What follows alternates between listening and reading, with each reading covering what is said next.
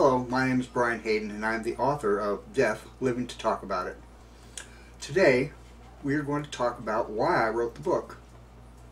One of the things, regardless if I'm out doing a smoking cessation class or talking to a small book group, the question always comes up, why did I read this? Why did I write this book? Well, I'll tell you why I wrote the book. Writing the book was cheaper than going to see a psychiatrist. Sounds funny, but that's the truth. I wrote the book instead of going to see a psychiatrist. Imagine, if you will, for just a moment, being sick for years and years and years, continually through the years getting sicker and sicker, until you get to the point where you're ready to die. You're actually going to die. All your lifelines have been thrown out to you, and all your lifelines have been discarded. All that's left to do is check into hospice, take lots of morphine, lots of Oxycontin, lots of Xanax, other stuff to make you sleep, and drift away until you die. Well, I did that. I went through all that stuff, and I emerged from hospice after 3 weeks of drug-induced stupor.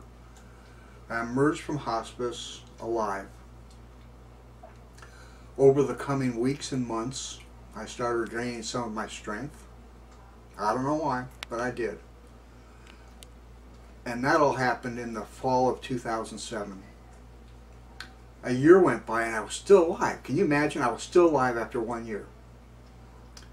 So here we are. We got through a year and we're celebrating Christmas in 2008. I can't believe it. We're still alive. Nobody at this celebration can believe this guy's still skulking about. By spring of 2009, I realized that I'm probably not going to die. And it's hard to reconcile that in my mind, being told over and over for many years that I'm really sick and I'm really going to die, and then to sit here after hospice in the spring of 2009 figuring I'm probably going to live now.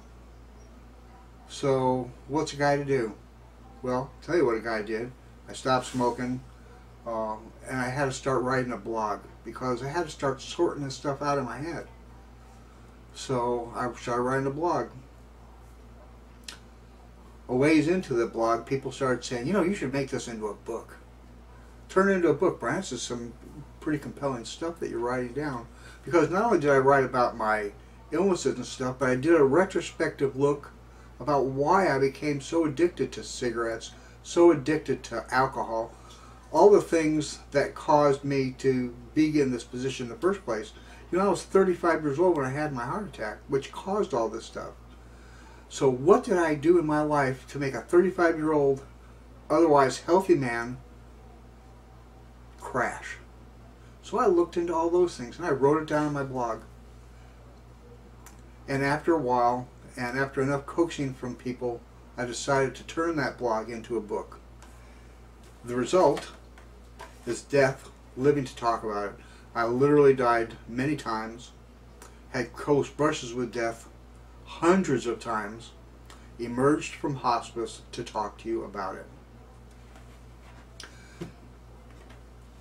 My book, Death, Living to Talk About It, was truly a labor of love for the support group, my family and my friends, my wife Denise, for the people that have helped me through all this.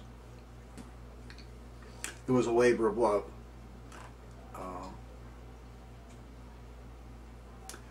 It's a book that's going to make you cry sometimes, and it's a book that's going to make you laugh sometimes, because I talk about some things from my past, and sometimes from my way past, that are really pretty funny when you go back and look at it. It's an emotional book. It's a heartwarming book. It's a book that you should read. BrianHayden.com has links to purchase all these books through Amazon, through Barnes & Noble, through the publisher if you wish.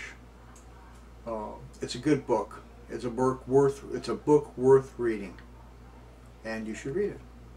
So that's it for this episode of Brian Hayden Speaks. thank you all for coming, and again, thank you very much for your support.